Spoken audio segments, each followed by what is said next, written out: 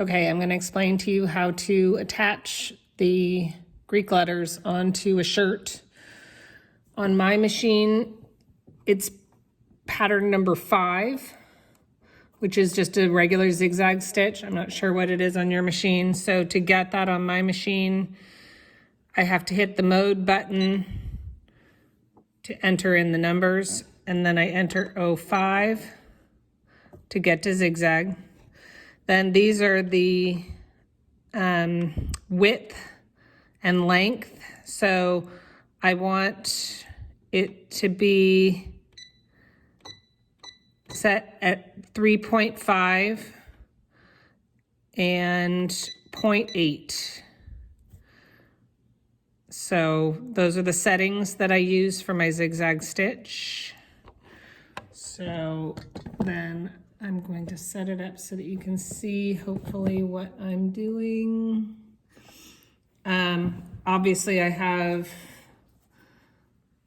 the matching thread and bobbin thread. I'm using a sample of one that I took off of another shirt, and so I'm just sort of doing this as an extra shirt.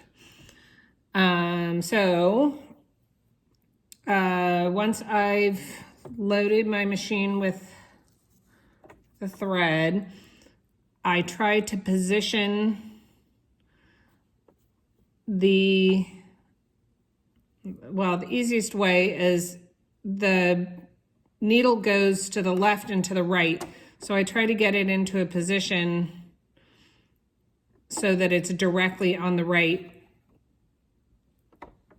Although since I've loaded, the other thing is when you put the shirt on, make sure that you're putting only the top layer on. And that, I mean, I know that it's obvious, but you certainly don't want to sew the two sides of your shirt together.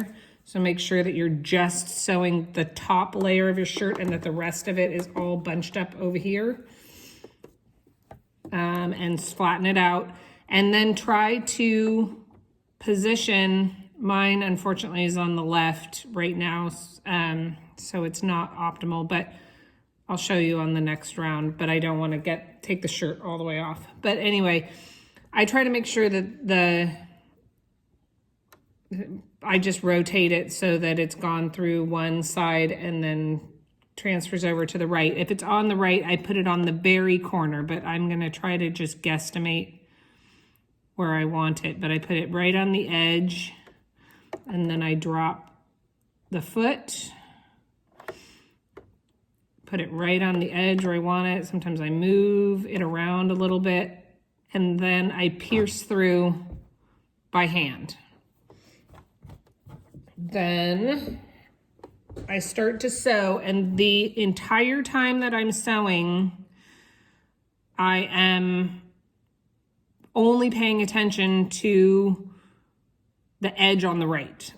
So all I care about is getting the stitch as close as I can to the outside edge without going over. And that's how you keep it straight. And sometimes I have to slow down. On the straights, I can go pretty fast because I'm used to it. But when I was starting out, I would go as slow as it was necessary to make sure that I could keep on that edge.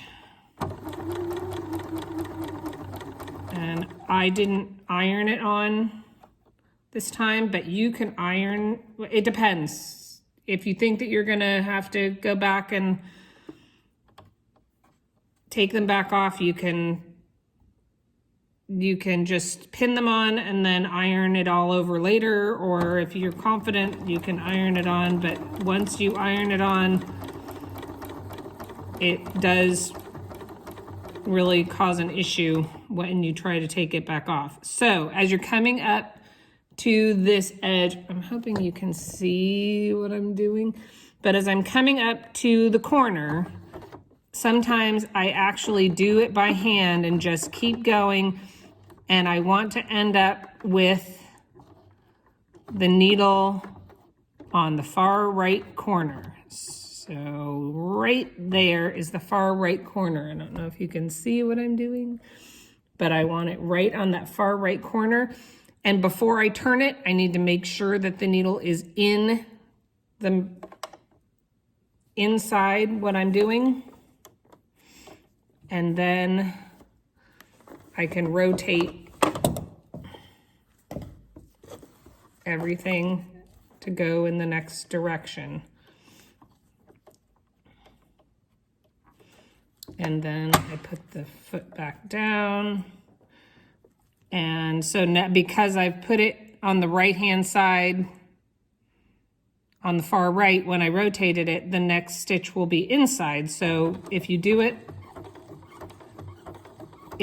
do it the way I'm telling you, the stitch will go to the outside, and then you're gonna have some weird random stitch on the outside. So I'm gonna lift this up a little bit because this gamma, for some reason, is not quite wide enough. So I'm gonna try to make it fit as nicely as I can. I kind of wish I had ironed it on because it makes life a whole lot easier. So now, again, it's at the far right side and I can rotate. Constantly confirm that you're not sewing things together, that all the other fabric is out of the way. This one's going to be a really quick one because it's a very small edge. So I'm going to do a lot of it by hand. That's probably the right far corner, and rotate. Okay, now we're getting to a curve. And the curve is you have to do it on the fly. So this is where it gets a little bit more complicated. So as you're coming in, the goal is, again, just to keep everything, your only focus is on that right hand edge. So if you're feeling like you're getting off track, just take your foot off the gas and reposition, but only reposition slightly, because if you start to reposition wildly, you're going to get that weird gap look. So if you want it to look really consistent, you only rotate in small increments. And anytime you're moving your stuff around,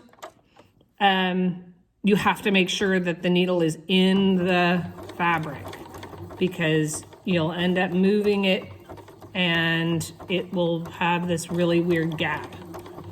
So now sometimes I like to pull from the back so that the machine I can adjust the fabric to where I want it.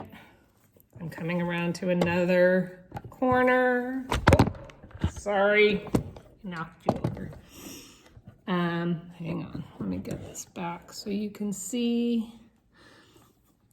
I don't know if you can see, but hopefully you can. So I'm gonna grab from behind and then sort of guide from the front. Be careful of your fingers, obviously.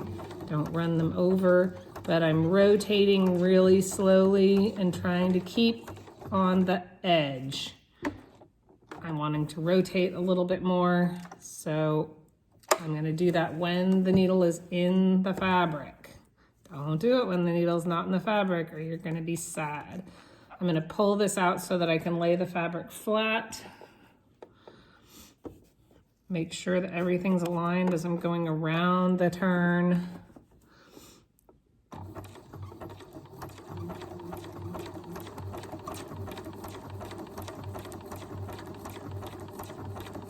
And I can go straight. I'm gonna pull this one out as well, or it's gonna end up getting run over. Let me pull this up so I can get to it better. There you go. Okay, so again, the rule is never remove the fabric without the needle inside. So now that we're going along straight, I can go a little bit faster. Make sure you have enough thread so that both the regular thread and the bobbin have enough thread to make it all the way around, because if you stop, then you're going to have start-stop lines. So I'm going around a turn, so I'm going to make sure I'm gathering my fabric so that nothing gets bunched up in the way. and rotate around the circle. So this one's a little bit complicated because it comes to a very short point. So I want to make sure it ends up correctly.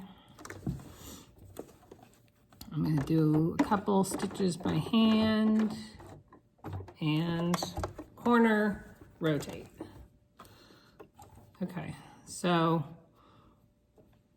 I'm going to keep going around this, and then I will continue on the phi, because the phi has some specific ways that I do it. I'll come back.